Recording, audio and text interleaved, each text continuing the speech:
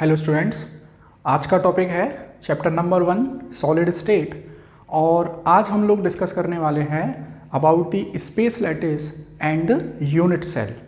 देखिए, last part में हम लोगों ने टाइप्स ऑफ सॉलिड में crystalline solid, amorphous solid and then we discuss about the classification of crystalline solid. तो आज जो हमारा टॉपिक है that is crystal lattice, space lattice and unit cell. तो देखिए स्टूडेंट, मैं आप लोगों को ये एकदम पॉइंट वाइज क्लियर करता हूँ। आप लोग जानते हैं कि solid the solid physical state of matter, इसके अंदर पार्टिकल्स क्लोजली पैक्ड रहते हैं। पार्टिकल इतने क्लोजली पैक्ड हैं कि वो फ्रीली मूव नहीं कर पाते हैं। और जब हम लोग इसकी एक्सरे स्टडी करते हैं, जब हम किसी सॉलिड स्टेट की एक्सरे स्टडी करते हैं, तो हमको ये पता चलता है कि पार्टिकल्स क्लोजली पैक्ड हैं और एक डेफिनेट और रेगुलर अरेंजमेंट में फिक्स रहते हैं। और जब हम, जैसे मान लीजिए हमारे पास एक आयरन रॉड है और उसकी एक्सरे स्टडी हम लोग करते हैं, तो एक्सरे स्टडी पर हमको कुछ ऐसा अरेंजमेंट देखने को मिलता है। मतलब जब हम किसी एक आयरन की रॉड है और उसको एक्सरे में देखेंगे तो हम लोग देखेंगे कि जो आयरन के पार्टिकल हैं बहुत क्लोजली पैक्ड हैं और एक डेफिनेट और रेगुलर अरेंजमेंट जो है वो बार बार वो रिपीट हो रहा है। तो सॉलिड की एक्सरे स्ट्रक्चर जो ऑब्टेन होती है उसको बोलते हैं क्रिस्टल लैटिस, और वो बहुत कॉम्प्लिकेटेड स्ट्रक्चर है। उस क्रिस्टल लैटिस को हम लोग थ्योरेटिकली अपनी कॉपी में कैसे बनाते हैं, या थ्योरेटिकली समझने के लिए हम उस क्रिस्टल लैटिस में क्या करते हैं, हम जो कॉन्स्टिट्यूएंट पार्टिकल्स हैं, जैसे उस आयरन रॉड के कॉन्स्टिट्यूएंट पार्टिकल्स क्या हैं, आयरन के एटम्स हैं। तो वहाँ हम लोग क्रिस्टल लैटिस में जो आयरन के एटम्स जहाँ जहाँ प्रेजेंट हैं वहाँ पर हम लोग स्फीयर से हम लोग उसको ड्रॉ कर देते हैं। तो वो क्रिस्टल लैटिस को जब हम लोग थ्योरेटिकली ड्रॉ करते हैं तो हम लोग जो कॉन्स्टिट्यूएंट पार्टिकल्स हैं उनको ऐसे स्फीयर से ऐसे हम लोग यहाँ पर डिनोट कर देते हैं। तब जो हमको अरेंजमेंट मिलता है, the arrangement of constituent particles in the form of spheres, that is known as space lattice. तो स्टूडेंट्स, आपको स्पेस लैटिस क्लियर हुआ है। स्पेस लैटिस क्या है कि when in a crystal lattice the constituent atom is represented by spheres and that arrangement of spheres is known as space lattice. I think you are getting this point. अब एक चीज़ देखिए आप लोग, जब हम लोग इस तरह का स्पेस लैटिस यहाँ पर हम लोग देख रहे हैं तो मैं आपको एक चीज़ बताऊँ यहाँ पर कि ये जो कॉन्स्टिट्यूएंट पार्टिकल्स है एक डेफिनेट अरेंजमेंट पे फिक्स है और वही डेफिनेट अरेंजमेंट बार बार रिपीट हो रहा है। जैसे एक एग्जांपल समझिए, हम लोग एक दीवार बनाना अगर चाहें तो उसमें ईंटों को बार बार हम लोग रिपीट करते हैं, ठीक है। तो जो ईंट है, वो छोटी ईंट जो है वो एक रिपीटिंग यूनिट है, बार बार ईंट को जोड़ा गया है तभी तो एक दीवार हमको मिली है। तो यहाँ स्पेस लैटिस के अंदर भी कुछ पार्टिकल्स आपस में कुछ इस तरह से जुड़े रहते हैं कि वो एक यूनिट सेल का काम करते हैं और फिर वही यूनिट सेल बार बार जुड़ती है और एक पूरे स्पेस लैटिस और we can say crystal lattice का फॉर्मेशन करती है। तो एक चीज़ देखें यहाँ, तो यहाँ पर आप लोग देखिए स्टूडेंट, थोड़ा सा कंसंट्रेट होकर देखें। यहाँ आप लोग देख पा रहे होंगे, देखिए ये जो पैटर्न है जिस पर मैं यहाँ चौक चला रहा हूँ, this one,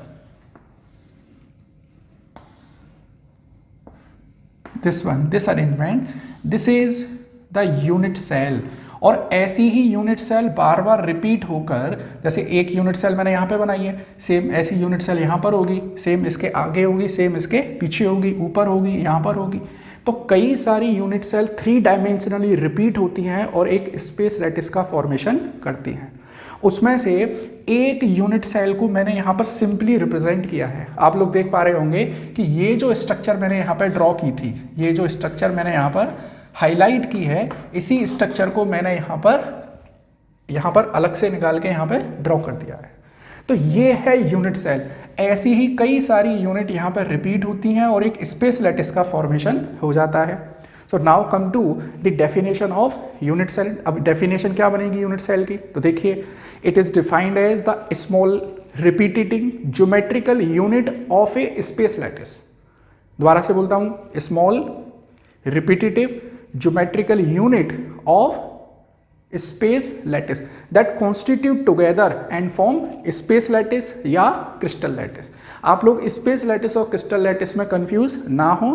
crystal lattice practical form जो हमको एक्चुअली में दिख रहा है, और जब हम लोग उसको कॉपी में ड्रॉ करते हैं then it become space lattice. और स्पेस लैटिस के अंदर क्या प्रेजेंट है, यूनिट, और उस यूनिट में क्या अरेंज है, कॉन्स्टिट्यूएंट पार्टिकल्स। तो अगर हमको कभी किसी सॉलिड की स्ट्रक्चर स्टडी करनी होगी तो सबसे पहले हम लोग यूनिट सेल की स्टडी कर लेंगे, क्योंकि जो यूनिट सेल की कैरेक्टरिस्टिक होगी वही पूरे सॉलिड की कैरेक्टरिस्टिक होगी। ठीक है, तो अब एक चीज देखें यहाँ, ये जो यूनिट सेल है ये 3 डायमेंशनल है। जो सॉलिड्स हैं उनमें कॉन्स्टिट्यूएंट पार्टिकल 3 डायमेंशनली अरेंज होते हैं। ये जो यूनिट सेल है वो भी 3 डायमेंशनल यूनिट सेल है। मतलब क्या है कि ये 3 एक्सिस में ड्रॉ होगी, एक्स एक्सिस, वाई एक्सिस और जेड एक्सिस। अब एक पॉइंट समझिए कि अगर मैं इस यूनिट सेल की स्ट्रक्चरल कैरेक्टरिस्टिक की बात करूं कि ये यूनिट सेल में क्या क्या स्ट्रक्चर के पैरामीटर्स बन सकते हैं, तो आप लोग गौर से देखिए ज़रा। मान लीजिए ये जो एज लेंथ है दैट इज वाई एक्सिस, ये जो है that is X axis, and ये जो एज लेंथ है दैट इज जेड एक्सिस। ठीक है, तो X axis, Y axis and Z axis. ये जो एज लेंथ का, एज का मतलब होता है साइड, ये जो एज लेंथ है दैट इज मान लीजिए ए, ये जो एज लेंथ है या साइड लेंथ है दैट इज ए, और ये भी ए। हम क्या कंसीडर करते हैं, जनरली यूनिट सेल को हम लोग क्यूबिक यूनिट सेल कंसीडर करके चलते हैं। और भी बहुत सारे टाइप है यूनिट सेल के, हम लोग डिस्कस करेंगे। मैंने कुछ यहाँ पे फिगर इनके ड्रॉ भी किए हुए हैं पहले से। तो हम लोग यूनिट सेल को जनरली क्या कंसीडर करके चलते हैं कि ये एक क्यूबिक यूनिट सेल है। और आप लोग जानते हैं क्यूब के केस में X axis, Y axis, Z axis, ये 3 पैरामीटर्स हैं। मतलब इसमें ए, मान लीजिए ये जो एज लेंथ है इसको मैं ए से रिप्रेजेंट कर रहा हूँ, इसको मैं बी से रिप्रेजेंट कर दूँ और इसको मैं सी से कर दूँ। अगर मैं अब यहाँ पे एंगल पर आऊँ तो that angle is alpha, that angle is beta and this angle is gamma. तो there are 6 parameters, there are 6 structural parameters which decide the structure of a unit cell। ठीक है, उस बेसिस पर यहां यूनिट सेल के structural parameter कितने हैं, देखो 3, ए है, बी और C, alpha, beta and gamma. तो there are 6 structural parameters in a unit cell which decide the structure of a unit cell. ठीक है, तो इन स्ट्रक्चरल पैरामीटर की बेसिस पर एक साइंटिस्ट थे, एक मैथमेटिशियन थे, ऑगस्ट ब्रेवियास। यहाँ पे मैंने नाम भी लिखा है, तो इसी के नाम पर, उन्हीं साइंटिस्ट के नाम पर हम लोग बोलते हैं Bravais unit cell. Bravais unit cell क्या है कि जो स्ट्रक्चरल पैरामीटर्स हैं A, B, C and alpha, beta, gamma, उनमें थोड़े थोड़े बहुत मॉडिफिकेशंस होते हैं। उस मॉडिफिकेशन की बेसिस पर इन मैथमेटिशियन ने देखा, ये एक मैथमेटिशियन थे, इन्होंने देखा कि यहाँ पर 7 टाइप ऑफ यूनिट सेल बन सकती हैं। अब उनको थोड़ा सा हम लोग देख लेते हैं। तो वो 7 टाइप क्या हैं, देखो कि अगर किसी यूनिट सेल में A is equal to B, A B C आप लोग अभी मैंने आपको क्लियर किया है यहाँ पर, that is A, that is B and that is C, this is alpha, beta and ये बड़ा वाला एंगल गामा।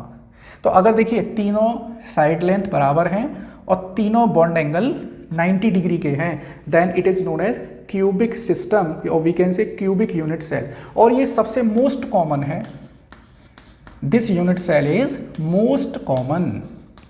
इसीलिए हम लोग ज़्यादातर सॉलिड के हम लोग जब स्टडी भी करेंगे, आगे कैलकुलेशन भी करेंगे, तो हम लोग यूनिट सेल को जनरली क्या कंसीडर कर लेते हैं, क्यूबिक यूनिट सेल कंसीडर करके चलते हैं। फिर इन साइंटिस्ट ने, इन मैथमेटिशियन ने और क्या देखा कि अगर ये जो क्यूबिक यूनिट सेल है इसको थोड़ा सा ऐसे झुका दीजिए, इसको जैसे मान लीजिए ये क्यूबिक यूनिट सेल है, इसको थोड़ा सा ऐसा ही कर दीजिए तो हमको ये वाली स्ट्रक्चर मिल जाएगी। मतलब हमने इसमें यहाँ से इसको ऐसे धक्का मारा तो ये कुछ स्ट्रक्चर डिस्टॉर्टेड हो गई। ये स्ट्रक्चर कैसी हो गई, डिस्टॉर्टेड। इसीलिए हम लोग इसको बोल देते हैं डिस्टॉर्टेड क्यूबिक, क्योंकि हमने क्यूबिक की स्ट्रक्चर को थोड़ा सा डिस्टॉर्ट कर दिया है, थोड़ा सा डेविएट कर दिया है। तो देखो A is equal to B is equal to C, लेकिन यहां पर अब जो बॉन्ड एंगल है that is not equal to 90। यहां पे सारे बॉन्ड एंगल कितने थे, 90 डिग्री। लेकिन अगर मैं इसको ऐसे झुका दूंगा तो सारे के सारे बॉन्ड एंगल कैसे हो जाएंगे, डिफ्लेक्ट हो जाएंगे, वो 90 डिग्री के नहीं रहेंगे। और इस यूनिट सेल को क्या बोलते हैं, रोम्बोहेड्रल सिस्टम।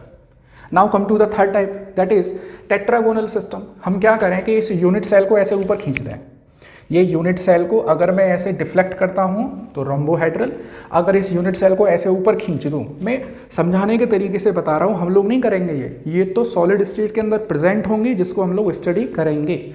यहाँ समझने के लिए मैंने क्यूबिक यूनिट सेल से सबको रिलेट किया है। अगर क्यूबिक यूनिट सेल को ऐसे डिस्टॉर्ट कर दिया तो ये वाली स्ट्रक्चर, अगर क्यूबिक को ऐसे हमने ऊपर खींच दिया, ऊपर खींचने से क्या होगा, देखो ए और बी में तो कोई चेंज होगा नहीं, जो सी है उसकी लेंथ बढ़ जाएगी और बॉन्ड एंगल पर भी कोई फर्क नहीं पड़ेगा। तो देखो A is equal to B but B is not equal to C, और बॉन्ड एंगल सारे के सारे कैसे हैं, 90 डिग्री के हैं। ठीक है, तो ये है टेट्रागोनल सिस्टम।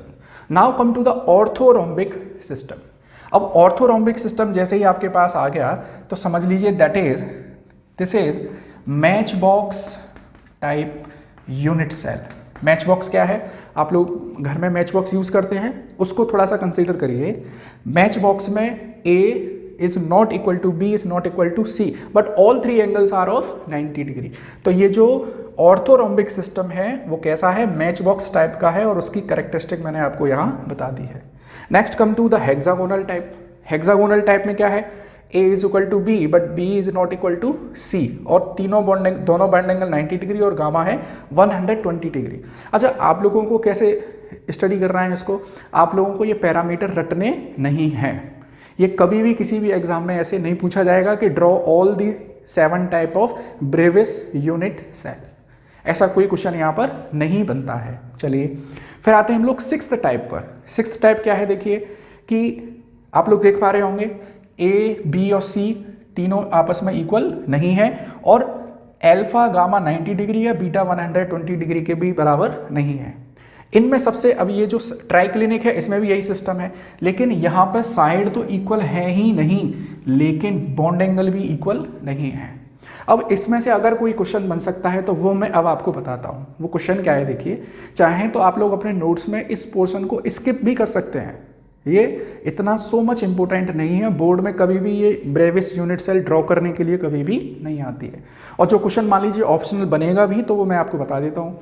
देखें, ये पूछ सकता है कि मैच बॉक्स किस टाइप की यूनिट सेल है, तो ऑर्थोरोम्बिक है, ये इंपॉर्टेंट कर देता हूँ मैं। ठीक है, और 7 टाइप ऑफ यूनिट सेल में सबसे ज़्यादा अनसिमेट्रिकल कौन सी यूनिट सेल है, अनसिमेट्रिकल का मतलब जिसमें कहीं भी सिमिट्री नहीं है, तो वो कौन सी है, वो ट्राइक्लिनिक है। ये भी इंपॉर्टेंट पॉइंट बनता है। तो 2 इंपॉर्टेंट पॉइंट आपको यहां पर मिल गए। अब समझिए आप लोग, हमारे पास एक आयरन रॉड है। आयरन रॉड को जब हमने एक्सरे स्टडी किया तो हमें उस रॉड के अंदर कॉन्स्टिट्यूएंट पार्टिकल्स एक डेफिनेट और रेगुलर अरेंजमेंट में दिखाई दिए। अगर अब हम उस पैटर्न को अपनी कॉपी में ड्रॉ करेंगे तो आयरन के एटम्स तो लगा नहीं सकते हम क्या करेंगे, आयरन एटम्स को हम लोग स्फीयर से डिनोट करेंगे। तो हमारी कॉपी पर जो अरेंजमेंट अब हमको मिलेगा, अब कॉन्स्टिट्यूएंट पार्टिकल्स का एक डेफिनेट अरेंजमेंट मिलेगा, that is known as space lattice. और स्पेस लैटिस को भी जब हम लोग स्टडी करेंगे तो हम ये पाएंगे कि बहुत सारी छोटी छोटी सेल है, बहुत सारी छोटी छोटी यूनिट हैं जो बार बार रिपीट हो रही हैं, उन्हीं को हमने बोल दिया यूनिट सेल।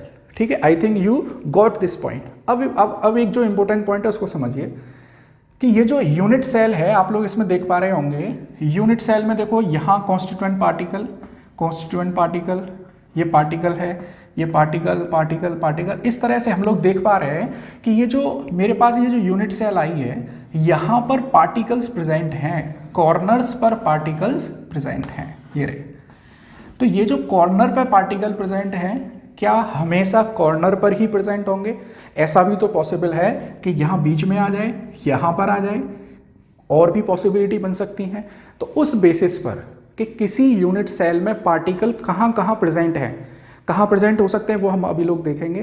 तो देखो, यूनिट सेल की अगर स्ट्रक्चरल पैरामीटर्स देखे जाएं तो 7 टाइप की यूनिट सेल है। अगर कॉन्स्टिट्यूएंट पार्टिकल्स कहाँ प्रेजेंट हैं, इस बेसिस पर देखी जाए तो 4 टाइप ऑफ यूनिट सेल बनते हैं, that we are going to discuss. ठीक है, तो देखिए, कॉन्स्टिट्यूएंट पार्टिकल्स यूनिट सेल में कहाँ प्रेजेंट है, इस बेसिस पर there are 4 types. The first type is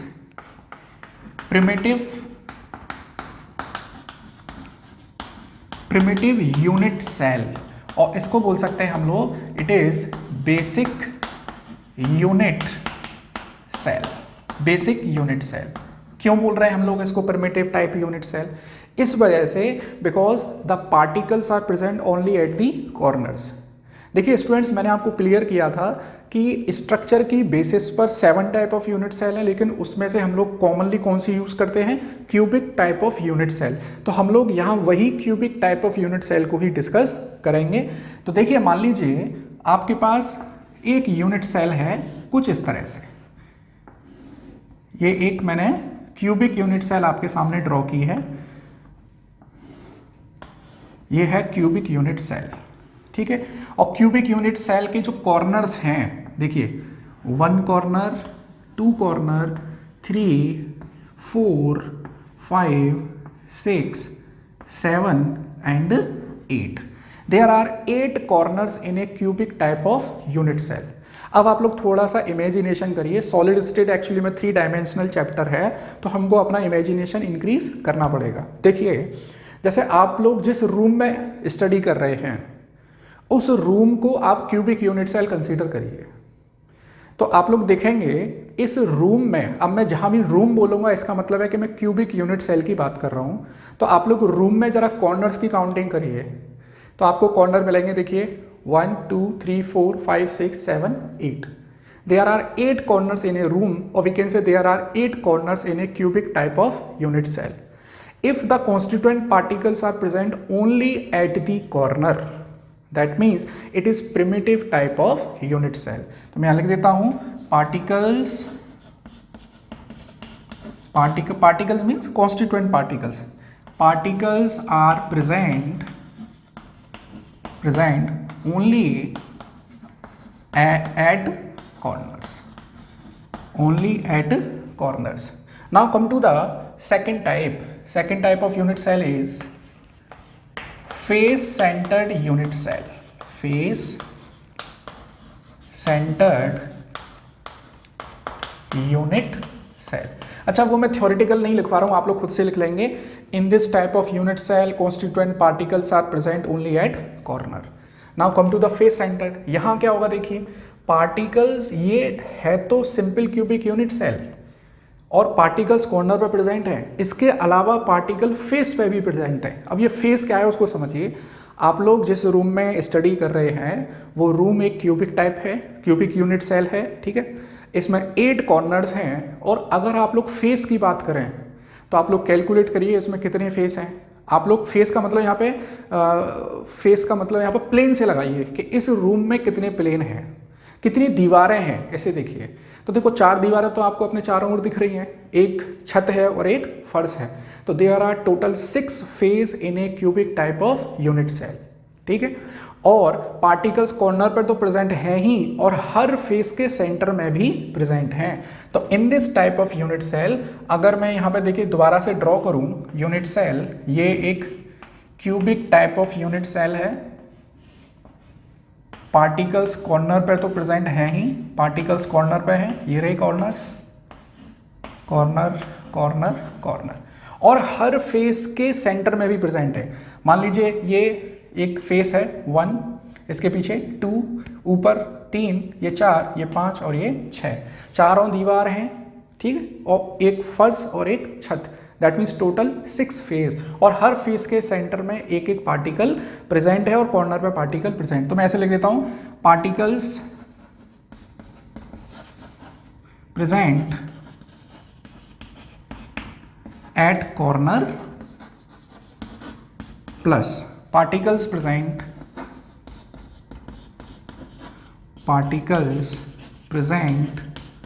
at each face, और each face का मतलब टोटल कितने फेस हैं? टोटल कितने फेस हैं? 6 फेस हैं, याद रखेंगे आप लोग। Now come to the third type. Third type is body centred unit cell. Body centred unit cell, इसका मतलब क्या है कि पार्टिकल्स कॉर्नर पर तो प्रेजेंट हैं ही, साथ में ये जो क्यूब है, ये जो रूम है, इसके सेंटर में भी एक पार्टिकल प्रेजेंट है। आप लोग जिस रूम में स्टडी कर रहे हैं यहाँ पर 8 कॉर्नर हैं, 6 फेस हैं, और अगर मैं इस रूम के सेंटर की बात करूँ, इस रूम के सेंटर की बात करूं तो वहां पर एक कॉन्स्टिट्यूएंट पार्टिकल प्रेजेंट है। तो देखिए पार्टिकल, जैसे एक cubic type of unit cell दोबारा से ड्रॉ कर देता हूं।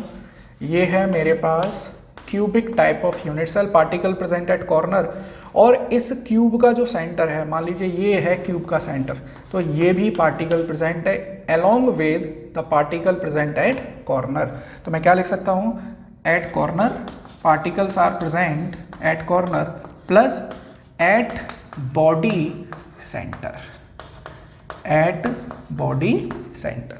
Third type. Now come to the fourth type, now come to the fourth type. हालांकि ये अपने सिलेबस में नहीं बनता है, लेकिन फिर भी मैं इसको डिस्कस कर लेता हूं। That is end centred, end centred unit cell.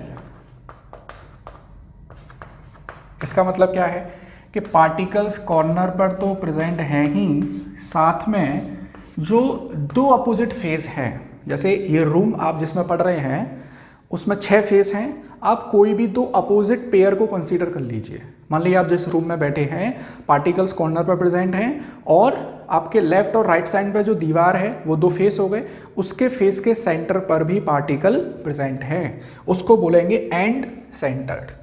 तो मैं यहां लिख देता हूं at corner plus at opposite face, at two opposite face. ठीक है, तो हमने कॉन्स्टिट्यूएंट पार्टिकल की प्रेजेंस की बेसिस पर 4 टाइप ऑफ यूनिट सेल यहां पर पढ़े हैं। अब क्वेश्चन यहां पे क्या बनते हैं, या अब हमारे पास क्या टॉपिक बनता है कि एक यूनिट सेल में टोटल कितने कॉन्स्टिट्यूएंट पार्टिकल्स प्रेजेंट हैं, टोटल कितने, एक्चुअली टोटल कितने प्रेजेंट हैं। अब थोड़ा सा समझिए, जैसे ये जो यूनिट सेल मैंने लिखी है primitive type of unit cell, इसके पार्टिकल्स कॉर्नर पर प्रेजेंट हैं। तो आप लोग तो ऐसे काउंटिंग कर रहे होंगे सीधे कि there are 8 corners and 8 constituent particles are present, that's why total 8 particles are present in a unit cell. लेकिन ऐसा नहीं है, क्योंकि जो पार्टिकल यहाँ कॉर्नर पर प्रेजेंट है उसका टोटल पार्ट यूनिट सेल में नहीं कंसीडर करेंगे हम लोग। केवल कितना पार्ट, जो पार्ट इस यूनिट सेल के अंदर आ रहा है केवल उसी को तो कंसीडर करेंगे हम लोग। ऐसे ही यहाँ पर इस स्फीयर का केवल इतना ही पार्ट तो इसमें कंसीडर करेंगे, केवल इतना पार्ट। ये जो बगल वाला, ये जो बचा हुआ पार्ट है वो तो किसी दूसरी यूनिट सेल का पार्ट है, वो इस यूनिट सेल का पार्ट नहीं है। तो थोड़ा सा इमेजिनेशन बढ़ाइए अपना।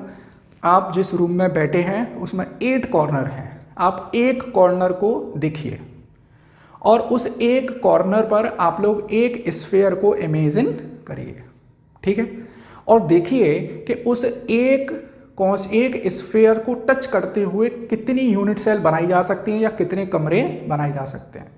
मैंने अभी आपको जब स्पेस लैटिस बताया था तो वहाँ पे यूनिट सेल के आगे यूनिट सेल, पीछे, दाएं बाएं, ऊपर नीचे, unit cell unit cell unit cell in 3 dimensional repetitive unit है यूनिट सेल।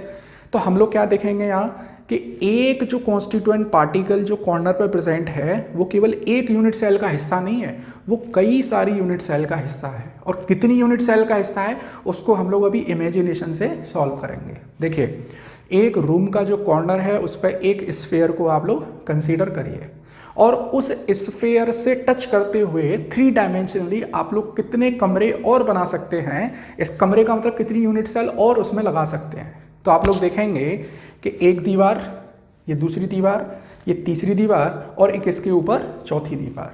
और ये हम लोग किस प्लेन में दिखा रहे हैं, एक्स वाई प्लेन में दिखा रहे हैं। देखिए, ये है X plane, this is X plane, this is Y plane, ठीक है। और मान लीजिए ये मेरे पास एक कॉर्नर है, ये कॉर्नर है, ठीक।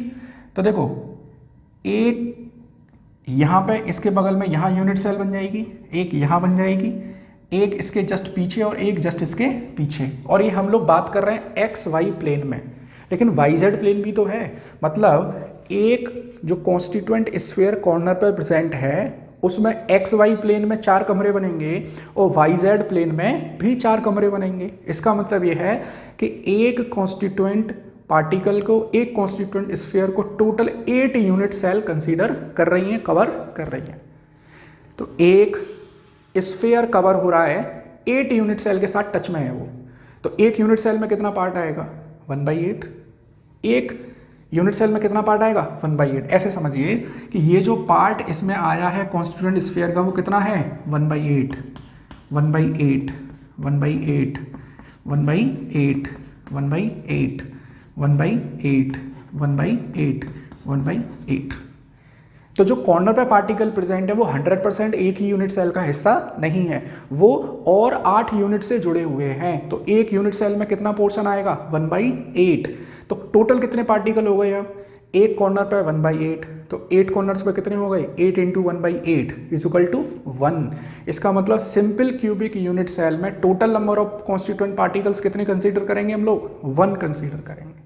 तो मैं यहाँ पर आप लोग जो नोट्स बना रहे होंगे आपने इस तरह से लिखा होगा, हम लोग इसके नीचे ही यहाँ पे शुरू कर देता हूँ number of particles, number of particles. ठीक है, तो मैंने आपको अभी एक रूल बताया कि अगर पार्टिकल कॉर्नर पे प्रेजेंट है तो उसका कितना पोर्शन आएगा।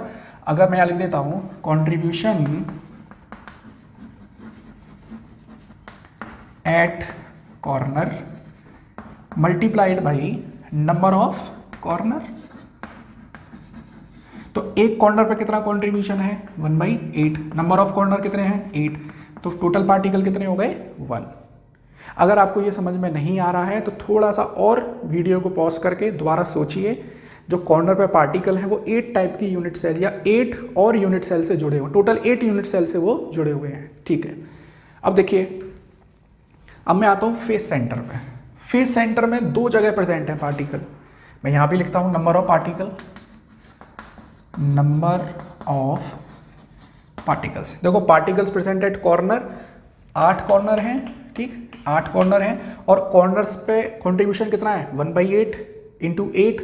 तो यहां पर पार्टिकल्स एट कॉर्नर कितने आ जाएंगे, पार्टिकल्स एट कॉर्नर आ जाएंगे 8 × 1/8 प्लस, अब आइए particle present at each face. अब समझिए इसको, आप जिस रूम में बैठे हैं उसकी हर दीवार के सेंटर में, दीवार का जो सेंटर है उस पर एक एक फुटबॉल कंसीडर कर लीजिए, एक एक स्फीयर कंसीडर कर लीजिए। अब आप सोचिए कि इस फुटबॉल या दीवार को टच करते हुए कितने कमरे बन सकते हैं, कितनी यूनिट सेल बन सकती हैं। देखो एक रूम जिसमें आप लोग बैठे हो उसकी दीवार में बीच में होल करिए और उसमें एक फुटबॉल रख दीजिए। अब ये फुटबॉल कितने कमरों के टच में होगी, एक जिसमें आप लोग बैठे हैं और एक इसके जस्ट बगल वाला। इसका मतलब फेस के सेंटर में जो स्फीयर प्रेजेंट है वो 2 यूनिट सेल का हिस्सा है। तो एक यूनिट सेल में कितना हिस्सा आएगा 1/2, और ऐसे कितने फेस हैं 6। I think you are getting point. अब देखिए, तो number of particles at corner पे मैंने कर दिया। अब मैं आता हूँ फेस पर, तो कॉन्ट्रीब्यूशन एट ईच फेस कितना होता है 1/2, contribution at each face 1/2, total number of face 6। तो देखो 1 ये आ गए, फेस पे आ गई है, तो टोटल नंबर ऑफ पार्टिकल्स कितने हो गए 4। अच्छा एक चीज़ और आपको बताऊं, ये सब न्यूमेरिकल में यूज़ होंगे। आप लोगों से ये नहीं पूछेगा कि define unit cell, what are the types on the basis of presence of constituent particle, ऐसे क्वेश्चन नहीं बनेंगे। तो यहाँ पे टोटल नंबर ऑफ पार्टिकल्स कितने आ गए फेस सेंटर्ड यूनिट सेल में 4 आ गए। अब आ जाइए बॉडी सेंटर्ड पे, तो देखिए बॉडी सेंटर में एट कॉर्नर पे कितना है 1/8 × 8, ठीक है, प्लस एट बॉडी सेंटर, आप जिस रूम में बैठे हो और इसके सेंटर में एक फुटबॉल को रख दीजिए। अब इस फुटबॉल को टच करती हुई कितनी यूनिट सेल है, केवल एक यूनिट सेल, केवल एक रूम जिसमें आप लोग बैठे हुए हो। तो इस कॉन्स्टिट्यूएंट पार्टिकल का टोटल कंट्रीब्यूशन कितना हो गया उस यूनिट सेल के लिए 1, तो 1 + 1 नंबर ऑफ पार्टिकल कितने हो गए 2 हो गए। अब आ जाइए एंड सेंटर्ड यूनिट सेल पर, particles present at corner 8 × 1/8 plus, अब एंड सेंटर्ड का मतलब क्या है कि आप जिस रूम में बैठे हैं उसकी लेफ्ट हैंड साइड और राइट हैंड साइड की दीवार पर ही पार्टिकल प्रेजेंट है और बाकी की दीवारों पर प्रेजेंट नहीं है। तो एक फेस पर एक दीवार पर कंट्रीब्यूशन कितना है 1/2, तो 2 में कितना हो जाएगा 2 × 1/2, और पार्टिकल कॉर्नर पर प्रेजेंट है, तो मेरे पास आ गया 2 × 1/2। तो ये टोटल कितने पार्टिकल्स आ गए 2 पार्टिकल आ गए। अब एक छोटी सी डेफिनेशन यहाँ पे बनती है कि number of particles present in a unit cell is also known as rank of unit cell. Number of particle in unit cell को मैं क्या लिख सकता हूँ रैंक ऑफ यूनिट सेल, जिसको हम लोग कैपिटल Z से रिप्रेजेंट करते हैं।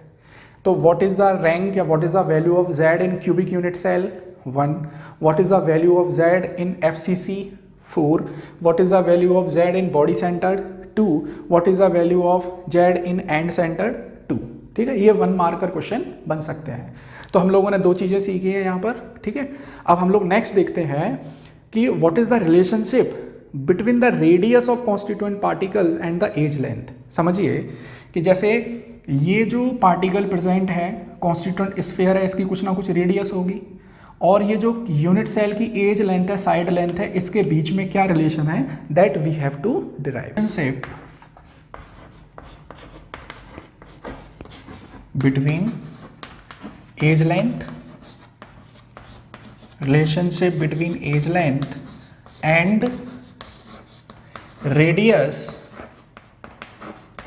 of constituent particle या constituent sphere, radius of constituent sphere, इसके बीच में हमको रिलेशन ड्रॉ करना है। लेकिन उससे पहले मैं कुछ कंसीडर करता हूं, यहाँ पर कुछ चीज़ें हमको कंसीडर करनी पड़ेंगी।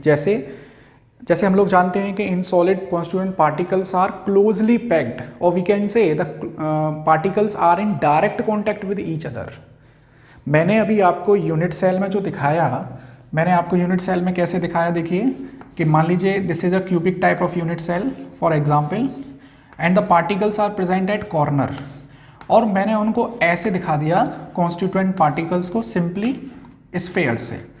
ठीक है, लेकिन actually these particles are in direct contact with each other and these all constituent particles are identical। ये सभी constituent particle कैसे होंगे, identical होंगे और एक दूसरे के direct contact में भी होंगे। ये चीज़ हमको consider करनी है। अब देखिए, ये तो मैंने सिंपल क्यूबिक यूनिट सेल के बारे में बात की, क्यूबिक यूनिट सेल। ठीक है, अब क्यूबिक यूनिट सेल को अगर मैं एक्चुअली जैसे प्रेजेंट है पार्टिकल वैसे दिखाऊं, तो देखिए कुछ ऐसी कंडीशन बनेगी। इसके ये जो सामने वाला फेज है, हम लोग जानते हैं कि there are 6 faces in cubical structure. आपके कमरे में 6 फेज हैं, मैं एक फेज की बात कर रहा हूं इसमें। ठीक है, तो एक फेज में पार्टिकल कॉर्नर पर प्रेजेंट है, और हम लोग जानते हैं कि पार्टिकल एक दूसरे के डायरेक्ट कॉन्टैक्ट में भी है। मान लीजिए पार्टिकल जो इस कॉर्नर पर प्रेजेंट है वो पार्टिकल ये रहा, और पार्टिकल जो दूसरे कॉर्नर पर प्रेजेंट है वो पार्टिकल ये रहा। कुछ इस तरह की कंडीशन होगी। ये जो 2 पार्टिकल्स हैं वो डायरेक्ट एक दूसरे के कांटेक्ट में हैं, जो मैंने यहाँ पर आपको दिखाए हैं। These particle are identical to each other. इसकी रेडियस r है, इसकी रेडियस r है, और हम लोग जानते हैं क्यूब, ये जो यूनिट सेल है उसकी एज लेंथ कितनी कंसीडर करी हमने, a। In cubical shape the all edge length are equal, और हमने उसको a से डिनोट किया है। ठीक है, तो सीधा सीधा रिलेशन क्या बन रहा है यहाँ पर, सीधा सीधा रिलेशन बन रहा है कि a is equal to 2r। बड़ा सिंपल सा रिलेशनशिप आ गया। In cubical unit cell edge length is equal to twice of radius. ये जो पार्टिकल्स हैं उनके बीच की ये टोटल डिस्टेंस आ गई। ठीक है, अब हम लोग, ये तो था क्यूबिकल यूनिट सेल के लिए। अब मैं आता हूँ फेस सेंटर्ड यूनिट सेल के लिए। फेस सेंटर्ड यूनिट सेल में क्या रिलेशन होगा, देखिए फेस सेंटर्ड यूनिट सेल में आप लोग जानते हैं कि पार्टिकल्स कॉर्नर पर तो प्रेजेंट है ही, साथ ही में पार्टिकल ईच फेस के सेंटर में भी प्रेजेंट होते हैं। अब मैं क्या करता हूं, एक फेस को यहाँ पे ड्रॉ करता हूं, क्योंकि पूरी स्ट्रक्चर बनाएंगे तो थोड़ा सा कॉम्प्लिकेटेड हो जाएगी। तो मैं एक फेस मैंने यहाँ पे इसको ड्रॉ कर लिया। जैसे मैंने यहाँ इस वाले फेस को यहाँ ड्रॉ कर दिया, ऐसे ही इस वाले फेस को मैं यहाँ ड्रॉ करता हूँ। ठीक है, ये रहा। पार्टिकल्स कॉर्नर पर प्रेजेंट हैं और इस फेस के सेंटर में भी पार्टिकल प्रेजेंट है, इस फेस के सेंटर में भी पार्टिकल प्रेजेंट है। तो देखो कुछ ऐसे बना लेता हूं मैं, ये ए है, ये जो एज लेंथ है ये ए है, और ये भी ए है, ये रही ए। ठीक, और मैं बना लेता हूं फेस डायगोनल। जैसे ये वाला जो फेस है क्यूबिकल स्ट्रक्चर में, तो ये इसको अगर मैं ड्रॉ कर दूंगा तो ये क्या बनेगा, फेस डायगोनल। ये मैंने ड्रॉ कर दिया face diagonal, this is face diagonal. ठीक, अब देखिए पार्टिकल यहाँ प्रेजेंट है कॉर्नर पर, यहाँ प्रेजेंट है, यहाँ प्रेजेंट है, यहाँ प्रेजेंट है, और इस फेस के सेंटर में भी प्रेजेंट है। तो जो फेस के सेंटर में प्रेजेंट है मैं उसको ऐसे ड्रॉ कर देता हूँ। इस कॉर्नर पे जो प्रेजेंट है ये रहा, और यहाँ इस कॉर्नर पे जो प्रेजेंट है वो ये रहा। ये पार्टिकल्स आइडेंटिकल हैं, ये स्फीयर आइडेंटिकल है, थोड़े बहुत छोटे बड़े बन जाएंगे तो भाई वो तो एक नेचुरल हैबिट है कि सेम साइज के मैं नहीं बना पाऊंगा यहाँ। तो देखिए इसकी रेडियस क्या होगी आर, ये आर, ये आर और ये भी आर। तो देखिए अगर मैं इसकी बात करूँ, इस वाले ये तो आर है, ये आर, तो ये टोटल कितना हो गई 2r, और ये भी क्या है आर, ठीक है। और अगर मैं A B C in triangle A B C बात करूं, इन ट्राइंगल ए बी सी बात करूं, तो देखिए ये एक राइट एंगल बन रहा है, राइट एंगल ट्राइंगल बन रहा है। तो राइट एंगल ट्राइंगल में इस परपेंडिकुलर एंगल के सामने वाली जो साइड है वो क्या है हाइपोटेनियस है। तो मैं क्या लिख सकता हूँ यहाँ पर, सिंपली मैं लिख सकता हूँ A B square plus B C square is equal to A C square. A B square क्या है A square, B C square क्या है A square, A C square मैं इसको क्या लिख सकता हूँ ए सी बराबर √2 ए, और ए सी को मैं क्या लिख सकता हूँ, देखो 2r plus are 3r plus 1r 4r, तो 4r is equal to √2 A. This is the relationship between A and R in case of face centred unit cell, ठीक है। और सॉल्व कर लीजिए इसको, और कैसे सॉल्व कर सकते हैं हम लोग, a बराबर 4/√2r ऐसे लिख सकते हैं, और जब मैं इसको सॉल्व करूंगा तो मुझे मिल जाएगा 2√2r, a बराबर 2√2r। हम लोग 4 को कैसे लिख सकते हैं 2 इंटू √2 इंटू √2, √2 से √2 कैंसिल, तो 2√2r मिल गया। This is the relationship between a and r। Now come to the body centred unit cell. Body centred unit cell, आप लोग जानते हैं बॉडी सेंटर्ड यूनिट सेल में पार्टिकल्स कॉर्नर पे प्रेजेंट हैं, साथ में पार्टिकल्स उस क्यूब की सेंटर में भी प्रेजेंट हैं। अब एक चीज देखिए यहां पर, ये बनाता हूं मैं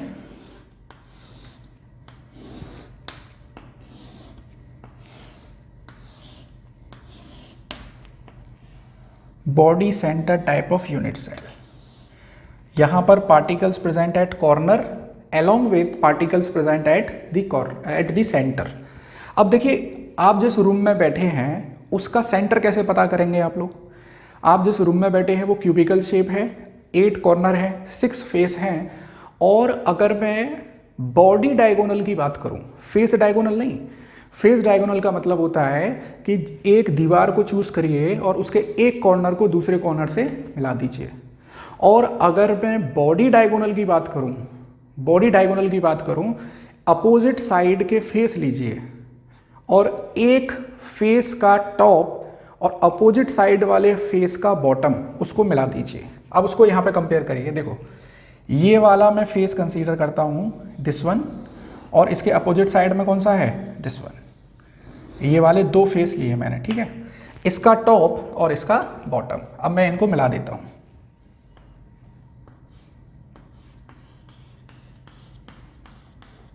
ये मिला दिया, ए, इसको मान लीजिए बी, ये सी, ये डी ऐसे, और इस वाले इसको मान लीजिए ई।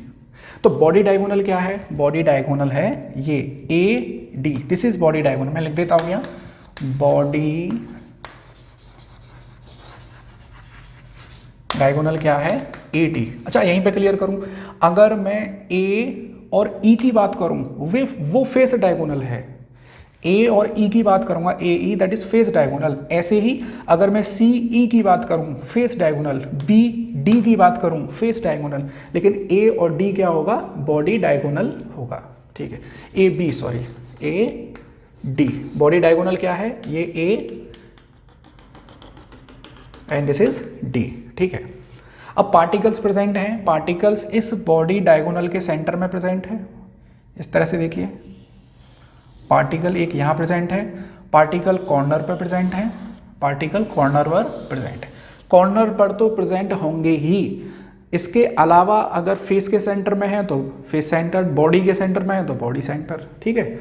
अब हम लोग इसको कैलकुलेट करते हैं, देखिए इस वाले कॉन्स्टिट्यूएंट स्फीयर में ये जो है दैट इज आर, ये पूरा कॉन्स्टिट्यूएंट स्फीयर इसी में आ रहा है, तो ये क्या है 2r, और ये वाली जो रेडियस है ये क्या है r है। तो इसका मतलब सीधा सीधा क्या पता चल गया कि AD बराबर 4r, ये तो हमको पता चल गया। अब देखिए हम क्या करते हैं, B और D को मिला देते हैं, B और D को। देखिए मैं कोशिश करूँगा कि सारी चीज़ें क्लियर दिखें आपको वीडियो में। मैं इसको थोड़ा सा और डार्क कर देता हूँ, और मैंने देखिए डार्क किया, ये और डार्क कर देता हूँ इसको, और डार्क कर देता हूँ। देखिए अब देखिए इन ट्राइंगल ए, नहीं अभी हम लोग बात करते हैं इन ट्राइंगल बी सी और डी में। In triangle B C and D, ये वाला बॉन्ड एंगल कितना है, दैट इज 90 डिग्री।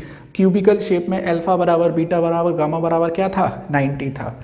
तो ये जो 90 डिग्री है इसके अपोजिट साइड वाली है, इसके सामने वाली साइड क्या होगी हाइपोटेनियस। मैं क्या लिख सकता हूँ, बी डी स्क्वायर बराबर B C square plus C D square. B C क्या है ए, सी डी क्या है ए, तो A square plus A square that is B D square. तो मैं क्या लिख सकता हूँ, बी डी बराबर √2a। हमने क्या निकाला है, बी डी की वैल्यू निकाली है। अब आ जाओ in triangle A B and D. अब मैं किसकी बात कर रहा हूँ, मैं बात कर रहा हूँ इन ट्राइंगल ए बी और डी, इसकी बात कर रहा हूँ मैं। In triangle A B D इसकी बात कर रहा हूँ। तो ये जो बॉन्ड एंगल है दिस वन दैट इज 90, इसके सामने वाली साइड हाइपोटेनियस। अब देखिए हम लोग कैसे लिख सकते हैं, in triangle A B D, in triangle A B D मैं लिखूंगा ए डी स्क्वायर बराबर A B square plus B D square. A B कितना है A square, B D square कितना है 2a स्क्वायर, तो ये कितना मिल गया 3a स्क्वायर, और किसके बराबर है ए डी स्क्वायर के बराबर है।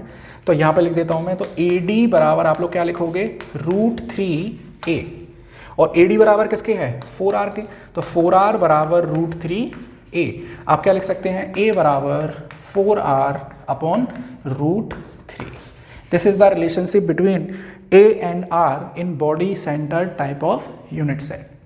अच्छा, इस पर ये डेरिवेशन तो नहीं आते हैं कि drive the relationship between A and R, लेकिन रिलेशनशिप पूछने को आ जाती है कि व्हाट इज द सीधे सीधे कि what is the relationship between A and R in cubic unit cell. तो ए बराबर 2r, बॉडी फेस सेंटर्ड में ए बराबर 4r अपॉन √2, या मैं क्या लिख सकता हूँ 2√2r। बॉडी सेंटर में ये आ गया A is equal to 4r upon √3। ठीक है, अब हम लोग देखेंगे नेक्स्ट टॉपिक है जो हमारा दैट इज पैकिंग एफिशिएंसी। जैसे कि आप लोग देख पा रहे हैं सिंपल क्यूबिक यूनिट सेल में पार्टिकल केवल कॉर्नर पर हैं, फेस सेंटर पे कॉर्नर के अलावा फेस पर भी हैं। तो पैकिंग का मतलब होता है कि हम लोग कितनी ज़्यादा एटम्स को हम लोग फिक्स कर पा रहे हैं या उसमें प्रेजेंट कर पा रहे हैं एक यूनिट सेल में। तो आप लोग देखिए सिंपल क्यूबिक यूनिट सेल में केवल एक पार्टिकल आ रहा है, FCC में 4 आ रहे हैं, BCC में 2 आ रहे हैं। तो जिस यूनिट सेल में नंबर ऑफ पार्टिकल ज़्यादा होंगे उसकी पैकिंग एफिशिएंसी भी अच्छी होगी। तो हम लोग डिस्कस करते हैं। अब हम लोग पढ़ते हैं पैकिंग एफिशिएंसी। पैकिंग एफिशिएंसी इसको हम लोग डिनोट करते हैं बीटा से, it is represented by beta. अब देखिए पैकिंग एफिशिएंसी क्या है, सिंपली कि एक यूनिट सेल में टोटल नंबर ऑफ पार्टिकल्स का वॉल्यूम कितना है और उस यूनिट सेल का वॉल्यूम कितना है। जैसे मान लीजिए हम लोग अपनी पैकिंग करते हैं, जब हम लोग घूमने जाते हैं तो हमारे पास मान लीजिए एक छोटा सा बैग है, उस बैग का वॉल्यूम और हमने उसमें जो अपना सामान रखा है उसका वॉल्यूम। तो हमने जो सामान रखा है उस वॉल्यूम का ratio with respect to the volume of that bag multiplied by 100 हम लोग अपनी पैकिंग एफिशिएंसी निकाल देंगे। ऐसे ही हम लोग अगर यहाँ पे यूनिट सेल की पैकिंग एफिशिएंसी की बात कर रहे हैं तो हम लोग कैसे निकालेंगे, देखिए beta is equal to volume occupied by spheres present in unit cell over volume of unit cell। ठीक है, ये हमारा फॉर्मूला हम लोग तीनों यूनिट सेल का ऐसे ही यहाँ से कैलकुलेट कर लेंगे। अब हम लोग को क्या करना है, देखिए वॉल्यूम ऑक्यूपाइड बाई स्फीयर्स। अब पहली बात तो याद रखिए कि क्यूबिक यूनिट सेल में टोटल नंबर ऑफ स्फीयर कितने हैं, टोटल नंबर ऑफ स्फीयर हैं 1, या रैंक ऑफ यूनिट सेल कितनी है 1 है, ठीक है, मैंने लिख दिया 1 इंटू। अब स्फीयर का वॉल्यूम कैसे निकालते हैं हम लोग, आप लोग जानते हैं 4/3 पाई इंटू आर का क्यूब। आर क्या है, radius of that constituent sphere, divided by, अब यूनिट सेल का वॉल्यूम कैसे निकालेंगे भाई, यूनिट सेल की एज लेंथ कितनी है, यूनिट सेल की एज लेंथ है a, तो मैं यहाँ पे लिख दूंगा नीचे a क्यूब, ठीक है। तो volume occupied by spheres divided by volume of unit cell into 100, that is the packing percentage और we can say packing efficiency. अब हम लोग इसको थोड़ा सा इसको सॉल्व कर लेते हैं। देखिए हम लोग ये भी जानते हैं कि यहाँ पे a और r का रिलेशन है a बराबर 2r, a is equal to 2r। तो मैं क्या करूँ, यहाँ a को रिप्लेस कर दूँ यहाँ पर 2r से, तो देखिए मैं इसको ऐसे लिख सकता हूँ 4/3 पाई r क्यूब, और a क्यूब की जगह क्या लिखूंगा मैं, देखो 2r का होल क्यूब इंटू 100, ऐसे लिखेंगे हम लोग। और सॉल्व कर लीजिए इसको, तो देखिए ये बन जाएगा 4/3 इंटू पाई r क्यूब, और नीचे आ जाएगा 8r क्यूब, r क्यूब से r क्यूब कैंसिल, 4 से 8 कैंसिल, आपके पास क्या आ गया π/6 इंटू 100। जब आप लोग इसको सॉल्व करोगे तो इसकी पैकिंग एफिशिएंसी आ जाएगी 52.4%। तो मैं यहाँ पे लिख देता हूँ सिंपल क्यूबिक यूनिट सेल की पैकिंग एफिशिएंसी कितनी है 52.4%, ठीक है। कैलकुलेशन में कोई डाउट नहीं होना चाहिए। अब हम लोग आते हैं face centred unit cell. Now come to the face centred, मैं इसको नीचे से हटा देता हूँ, फेस सेंटर्ड यूनिट सेल। देखिए फॉर्मूला वही है, फॉर्मूला है beta is equal to volume occupied by sphere, volume of unit cell. अब वॉल्यूम ऑक्यूपाइड बाई स्फीयर, एक स्फीयर का वॉल्यूम कितना है 4/3 पाई r क्यूब, और टोटल स्फीयर कितने हैं फेस सेंटर में, टोटल है 4, और नीचे कितना आ जाएगा a क्यूब। अब हमको पता है a और r का रिलेशन क्या है, a और r का रिलेशन है, देखिए हमने निकाला है वहां पर कि a बराबर 4r अपॉन √2 या a बराबर 2√2r। हमने ये सॉल्व किया है अभी थोड़ी देर पहले ही। चलिए अब यहाँ पर मैं a को रिप्लेस कर देता हूँ 2√2 से, तो मैं इसको लिख सकता हूँ यहाँ पे देखो 16 divided by 3 pi r cube, और यहाँ a को रिप्लेस कर दूंगा 2√2r का होल क्यूब इंटू 100, ठीक है। और इसको सॉल्व कर लेते हैं। देखिए तो यहाँ पे बन गया मेरे पास 16 पाई r क्यूब डिवाइडेड बाई 3, और देखिए 2 का क्यूब कर लीजिए कितना आ जाएगा 8, √2 का क्यूब कर लीजिए ये आ जाएगा √2 इंटू √2 इंटू √2, तो ये बन गया दोबारा से 2√2, और ये बन गया r क्यूब से r cube cancel multiplied by 100। तो 8 से 16 2 टाइम, तो आपके पास आ गया 2 पाई ओवर 6√2 इंटू 100। आप इसको सॉल्व कर लेना, दैट आंसर विल बी 74%। जैसा कि मैंने बताया था आपको भाई क्यूबिक यूनिट सेल में केवल एक पार्टिकल आ रहा है, इसका मतलब पैकिंग एफिशिएंसी कम है, इसकी पैकिंग एफिशिएंसी ज़्यादा होगी। Now come to the body centre, तो फॉर्मूला तो वही रहने वाला है, volume occupied by sphere divided by volume of unit cell. तो एक वॉल्यूम का स्फीयर है 4/3 पाई r क्यूब, टोटल कितने स्फीयर हैं 2 divided by a cube multiplied by 100। चलिए मैं इसको लिख सकता हूँ 8/3 पाई r क्यूब। अब मैं a क्यूब को कैसे रिप्लेस करूँ, देखो हमने रिलेशन निकाला ही है, a बराबर 4r अपॉन √3, अभी थोड़ी देर पहले हमने निकाला था ये 4r अपॉन √3। तो मैं क्या करता हूँ यहाँ पर 4r डिवाइडेड बाई √3 का होल क्यूब मल्टीप्लाइड बाई 100।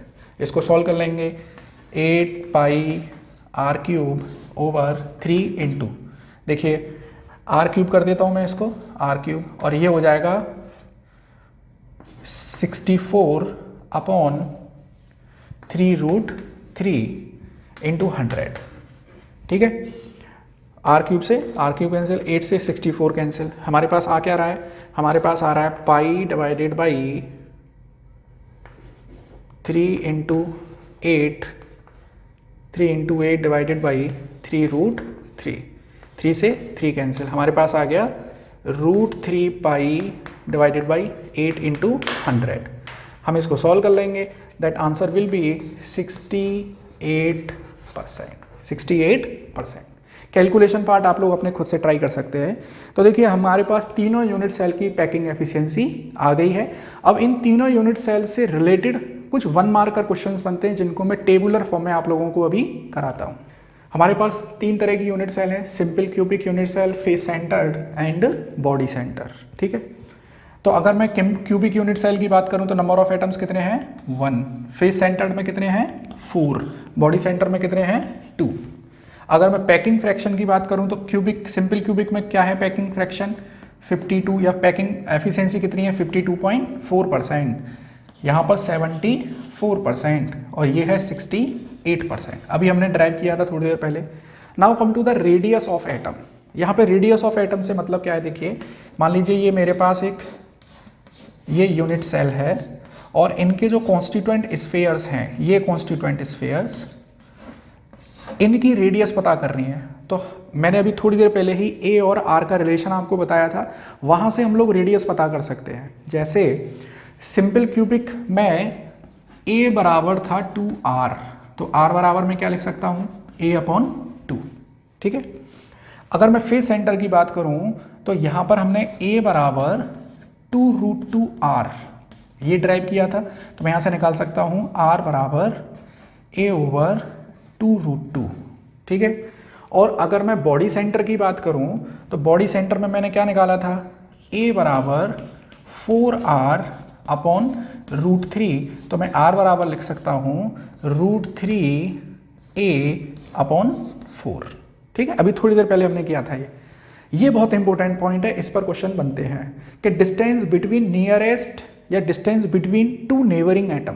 अब ऐसे समझिए कि मेरे पास ये सिंपल क्यूबिक यूनिट सेल है, तो सिंपल क्यूबिक यूनिट सेल में ये जो नेवर क्लोजेस्ट जो पार्टिकल्स होंगे, क्लोजेस्ट पार्टिकल यही तो होंगे, ये दोनों पार्टिकल एक दूसरे को क्या होंगे टच करते हुए होंगे, इनके बीच की डिस्टेंस क्या होगी। अच्छा, पार्टिकल्स के बीच की डिस्टेंस का मतलब क्या है, the distance between the centre, distance between the centre.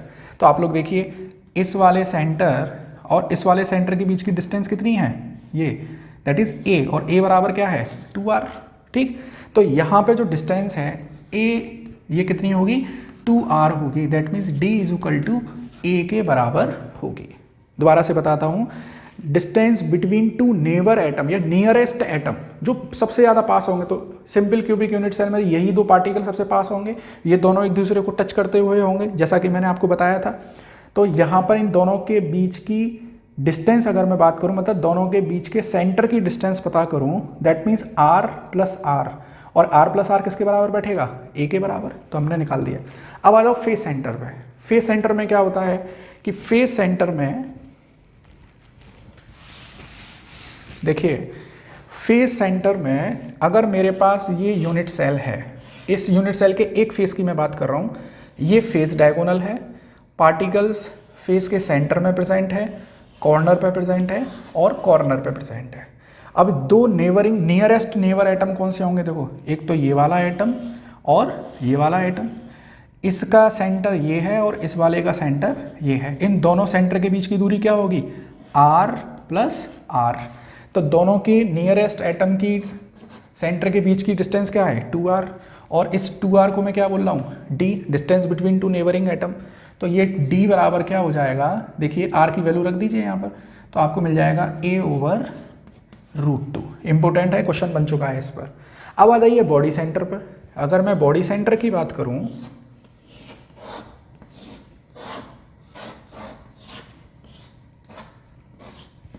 ये जो बॉडी सेंटर है, ये जो बॉडी डायगोनल है, ये पार्टिकल प्रेजेंट, यहाँ पार्टिकल प्रेजेंट और यहाँ पार्टिकल प्रेजेंट, ये हैं 2 क्लोजेस्ट नेबरिंग एटम, ये r और ये r, मतलब यहाँ भी 2r कर दूंगा तो मुझे डिस्टेंस बिटवीन 2 नेबरिंग एटम मिल जाएगी, नियरेस्ट नेबरिंग एटम।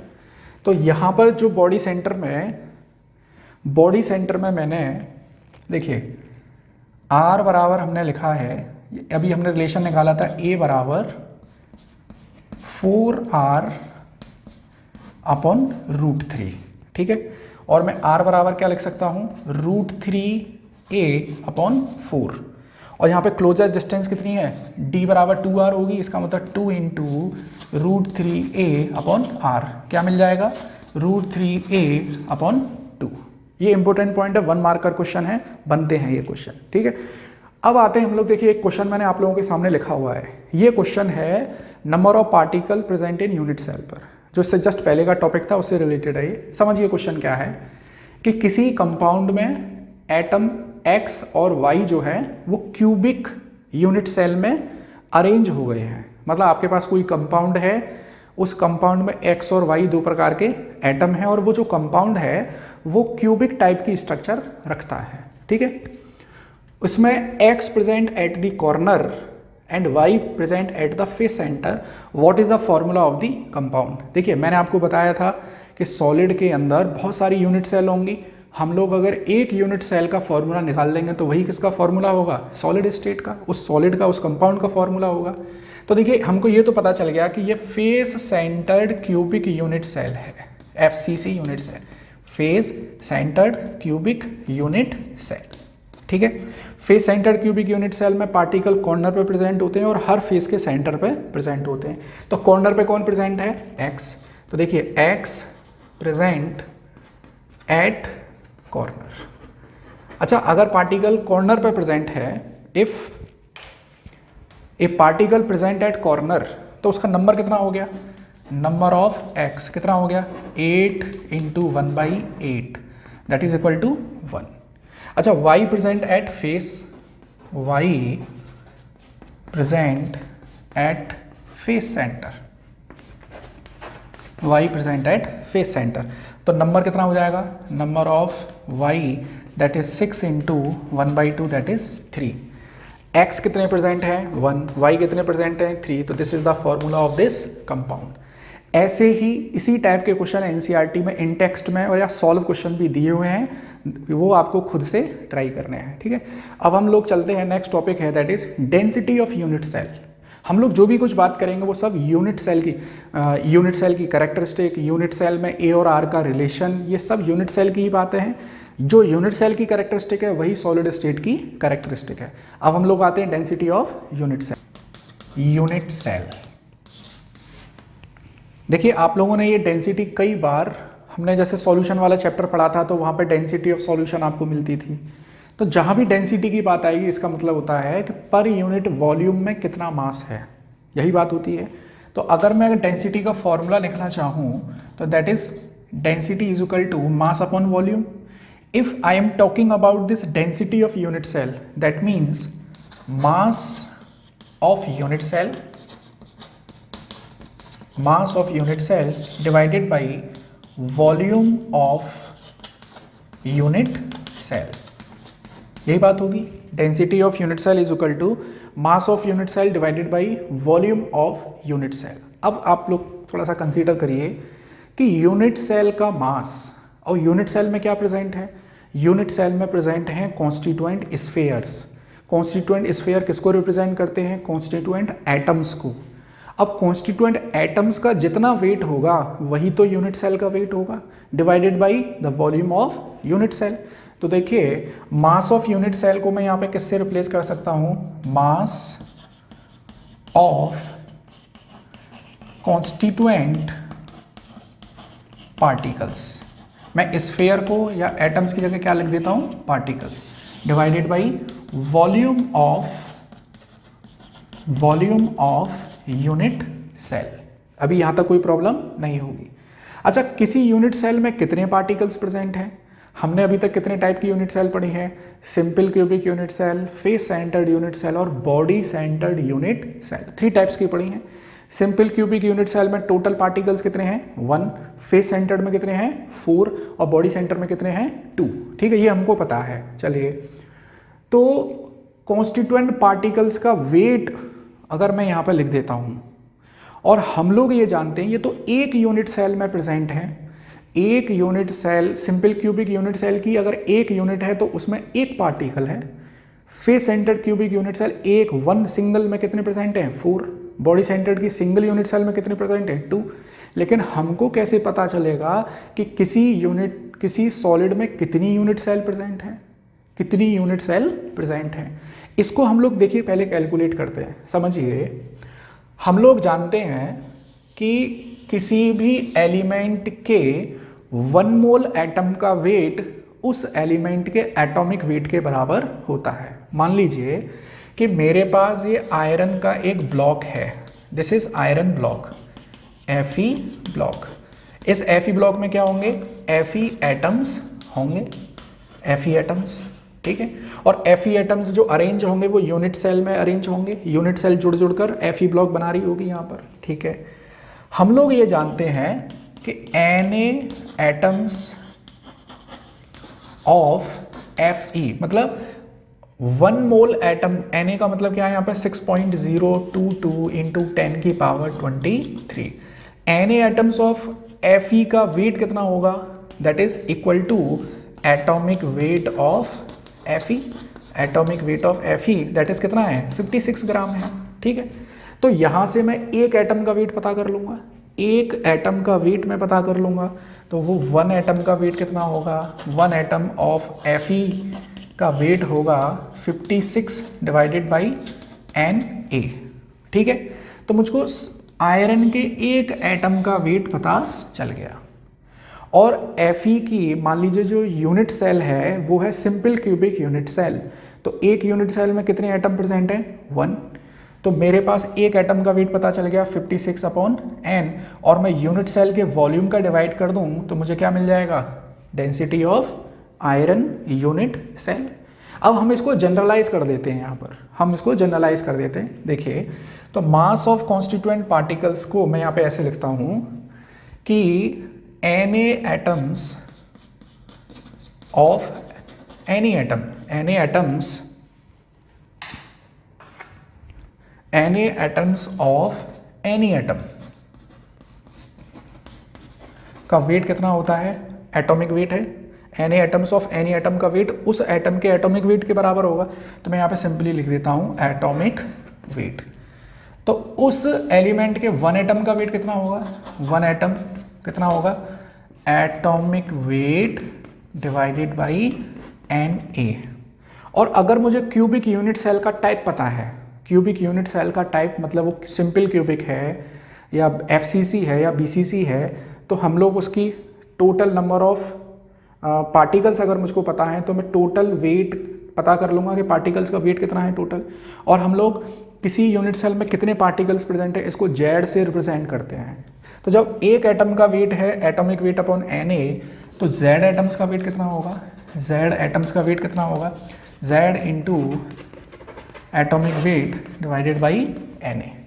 तो मास ऑफ कॉन्स्टिट्यूएंट पार्टिकल्स को मैं कैसे लिख दूंगा? देखो, Z into atomic weight divided by यहाँ पर Na, और वॉल्यूम ऑफ यूनिट सेल कितना है?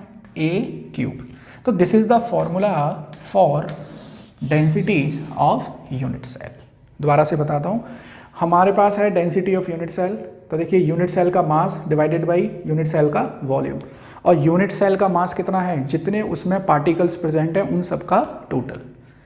एक एटम का वेट मुझे पता चल जाएगा क्योंकि हम लोग जानते हैं किसी एलिमेंट के 1 मोल एटम का वेट एटॉमिक वेट के बराबर है। तो एक एटम का वेट कितना होगा? Atomic weight divided by Na। अगर उस यूनिट सेल में Z एटम प्रेजेंट है तो Z into atomic weight over Na, ये क्या मिल गया मेरे को? Weight of unit cell divided by volume of unit cell. तो this is the formula for density of unit cell, ठीक है। और इस पर बेस्ड न्यूमेरिकल बनता है बोर्ड में, ये उसका एक पेटेंट क्वेश्चन है। बोर्ड में डेंसिटी से रिलेटेड एक क्वेश्चन तो बनता ही है, तो एक क्वेश्चन हम लोग इस पर कर लेते हैं। इस क्वेश्चन को हम लोग सॉल्व करते हैं। A face centred cubic unit cell, face centred cubic unit cell को शॉर्ट में लिख देते हैं FCC। Face centred cubic unit cell में टोटल नंबर ऑफ पार्टिकल्स या रैंक ऑफ यूनिट सेल कितनी है? रैंक ऑफ यूनिट सेल है 4, और इसका एटॉमिक वेट आपको दिया गया है that is 60, and you have A edge length कितनी दी है 400 पिकोमीटर। तो बड़ा सिंपल सा क्वेश्चन है, density is equal to Z over Na A cube और ऊपर एटॉमिक वेट। Z कितना है 4, एटॉमिक वेट कितना है 60, Na कितना है 6.022 इंटू 10 की power 23 multiplied by A cube और ये है 400 पिकोमीटर। 400 पिकोमीटर, तो एक कन्वर्जन आपको याद रखना पड़ेगा कि 1 picometre is equal to 10 to the power minus 12 metre या 10 to the power minus 10 centimetre. ठीक है, तो देखिए 400 into 10 to the power minus 10 centimetre का होल क्यूब मैं इसको लिख सकता हूँ। ठीक है, और सॉल्व करिए। 4 इंटू 60 को मैं लिख सकता हूँ सिंपली, या इसको ऐसे ही रखा रहने दीजिए अभी, 4 इंटू 60। अच्छा, ये जो 1/6.022 इंटू 10 की पावर 23 है, इसको हम लोग लिख सकते हैं 1/6.022 इंटू 10 की पावर 23 को सॉल्व कर लीजिए, 1.67 इंटू 10 की पावर माइनस 24 आ जाएगा। और नीचे देखिए मैं इसको ऐसे लिख सकता हूँ 4 into 10 to the power minus 8 centimetre का होल क्यूब। ठीक है, तो यहाँ पे और सॉल्व कर लीजिए, 4 इंटू 60 इंटू 1.67 इंटू 10 की पावर माइनस 24 डिवाइडेड बाई, यह आ जाएगा नीचे 64 इंटू 10 की पावर माइनस 24 सेंटीमीटर क्यूब। और यहाँ पे 60 जो वेट है वो किस में है, ग्राम में।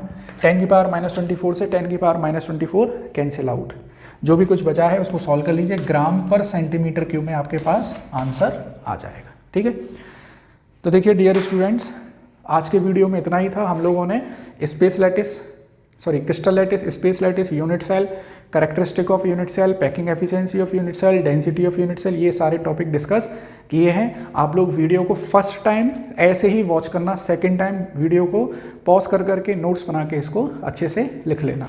ठीक है, और अगर आपकी कोई क्वेरी है, थोड़ा सा डिफ़िकल्ट है, इमेजिनेशन करना पड़ेगा आपको, अगर कोई डाउट है तो आप लोग जो वीडियो के कमेंट बॉक्स है वहाँ पर मेरे से क्वेरी पूछिए, मैं वहीं पर आप लोगों को, या नेक्स्ट जो क्लास होगी उसमें भी मैं इन आपके डाउट्स को इंक्लूड कर सकता हूँ। ठीक है, तो वीडियो अच्छा लगा है तो लाइक और शेयर कर दीजिए। Thank you.